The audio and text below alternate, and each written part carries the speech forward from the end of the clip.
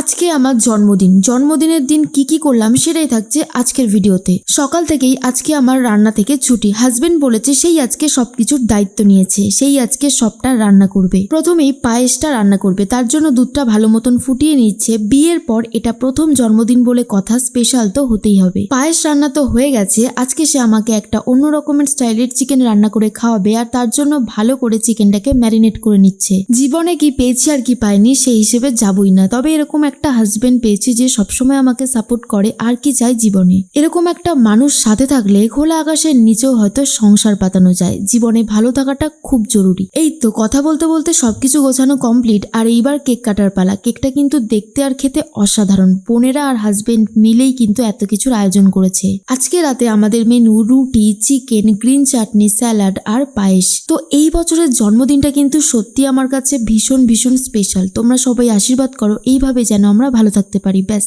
এইটুকুই।